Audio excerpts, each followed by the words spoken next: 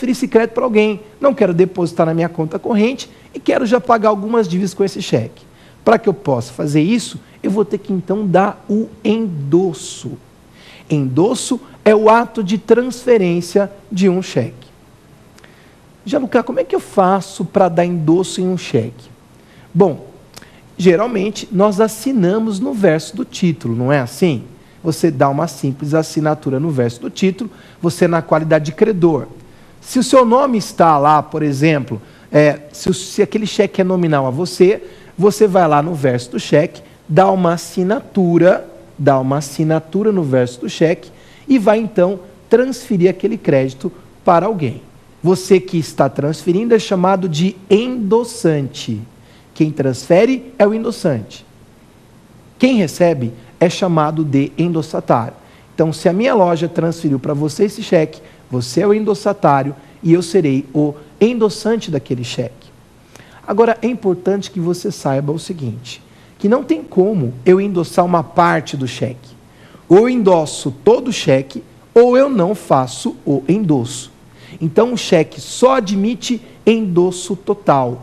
O cheque não admite o chamado endosso parcial, endossar apenas uma parte do valor do cheque. Isso não é possível. Apenas o endosso total.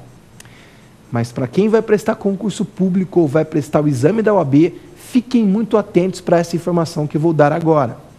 O cheque não admite só esse endosso com a assinatura no verso.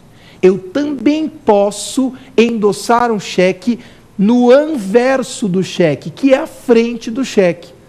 Sabiam disso? Não é tão comum, não é tão usual, mas é possível. Desde que eu faça o quê?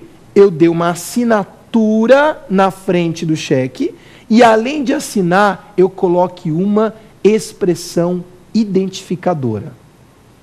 Nossa, que estranho, como assim expressão identificadora? Eu vou ter que colocar uma expressão identificando o ato, demonstrando que aquele ato se trata de endosso. Exemplo, eu coloco assim, endosso a Renato, pague-se a Adriana. Então, eu deixei bem claro que eu estou transferindo, que eu estou endossando aquele cheque. Tudo bem? Além disso, nós temos que também saber que é possível que a lei de cheque, e qual é a lei de cheque? A lei 7.357 de 85. Lei 7.357 de 85 admite o aval. Eu posso colocar no cheque o chamado aval. Gianluca, o que é aval? O aval é garantia. Enquanto o endosso é transferência, aval significa garantia. Então vamos imaginar essa situação. Eu tenho um amigo que ele é empresário de alguns jogadores de futebol. E um determinado dia ele me liga num domingo e diz assim: Alexandre, olha o que aconteceu comigo. Eu tenho alguns jogadores que estão participando de um time de futebol e eles estão lá com o salário em atraso. 3 meses que o clube não paga o salário. E os jogadores então ameaçaram de não entrar em campo se não tivessem o pagamento do salário. O presidente do clube ficou muito preocupado com essa situação, chegou no vestiário e garantiu a todos os jogadores que eles receberiam. Eles não se contentaram com isso, queriam alguma coisa em concreto, e aí então o presidente do clube pagou o salário dos jogadores com cheque. E aí o empresário do jogador me ligou e disse assim: Gianluca, o que eu faço? Porque eu estou achando que, se até agora o clube não pagou esse cheque, se até agora não pagou o salário, né, não vai ser esse cheque que vai ser compensado. Eu preciso de alguma coisa como garantia. O que eu disse a ele? Faça o seguinte, então, peça para o presidente do clube dar o aval no cheque. Ele, na qualidade de pessoa natural, na qualidade de pessoa física, não como representante do clube, mas como alguém, uma pessoa física, pode garantir o pagamento desse cheque. Quando o cheque tem o aval, o que vai ocorrer? Se o cheque voltar por falta de fundo, eu posso ajuizar uma ação de execução, não só contra o emitente do cheque, ou, se também teve endosso, aquele que transferiu o cheque.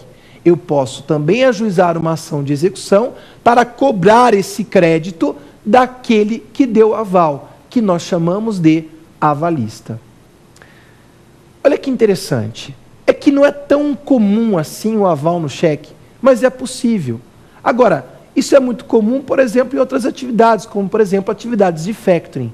Quando você trabalha em uma factoring, você vai perceber como é possível, né? E como é comum aval em cheque. Mas é importante destacar, para quem vai prestar as provas desses concursos, que nós temos a possibilidade do aval total e do aval parcial. O cheque admite tanto você garantir todo o cheque, como também admite você garantir apenas uma parte do cheque.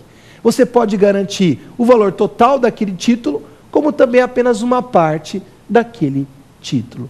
Então, o cheque admite aval total e aval parcial. Além disso, nós temos que saber também sobre o prazo de apresentação. Muito se fala sobre prazo de apresentação, mas nem todo mundo dá devida atenção para isso. Em primeiro lugar, vamos entender o que é prazo de apresentação. A lei de cheque diz que para você, quando você recebe um cheque, você tem que apresentar esse cheque para pagamento em um determinado prazo. Meus amigos e minhas amigas, que prazo que é esse, hein? Nós temos 2 prazos para apresentar um cheque. Nós temos prazo de 30 dias, se esse cheque é da mesma praça, e prazo de 60 dias, se o cheque é de praça diferente. Mas, Alexandre, o que é mesma praça ou praça diferente? Nós temos que analisar o quê? A agência pagadora e o local de emissão do cheque. A minha agência pagadora, por exemplo, é Campinas. Campinas é a agência pagadora. Se eu estou em Florianópolis, e coloco lá, lugar de emissão Florianópolis, a praça é diferente. Portanto, o prazo de apresentação é de 60 dias.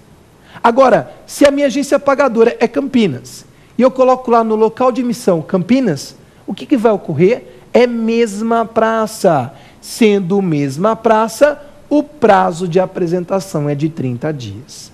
Agora, é importante que você saiba que esse prazo, ou de 30 dias, ou de 60 dias, é contado da data da emissão do cheque. Ele é contado da data de emissão do cheque. Então, esse é o prazo de apresentação. Mas vamos imaginar a seguinte situação. E a minha agência pagadora é Campinas, eu vou a um restaurante no Rio de Janeiro, emito um cheque, o dono do restaurante coloca o cheque lá no seu caixa, esquece o cheque no caixa, olha que problema, e depois de 120 dias ele fazendo uma limpeza no caixa encontra o cheque. Se ele pegar esse cheque e apresentar para pagamento, o banco não paga o cheque? Paga. Mas não está fora do prazo de apresentação? Está. Então, para que serve o prazo de apresentação? Na verdade, a finalidade do prazo de apresentação é justamente para dar início ao prazo prescricional do cheque. O que é prazo prescricional, Alexandre? Prazo prescricional é o prazo que se tem para você ajuizar uma medida judicial chamada ação de execução quando o cheque volta por falta de fundo. Se você tem um estabelecimento comercial, apresenta o cheque para pagamento e o cheque volta por falta de fundo, você vai contratar um advogado para ajuizar uma ação e ele vai ter que analisar qual é o prazo prescricional do cheque. Alexandre, qual que é o prazo prescricional do cheque, hein? A lei de cheque diz que o prazo prescricional do cheque é de 6 meses. Sabiam disso? Esse é o prazo que você tem para ajuizar a ação de execução de cheque. Prazo prescricional. 6 meses. Mas são 6 meses contados a partir de quando? São 6 meses contados a partir do fim do prazo de apresentação. Qual que é o prazo de apresentação mesmo?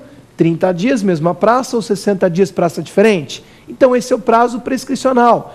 30 dias mais 6 meses, ou então 60 dias mais 6 meses, dependendo do caso. Então, esse é o prazo que nós temos para ajuizar uma ação de execução para cobrar um cheque que voltou por falta de fundo.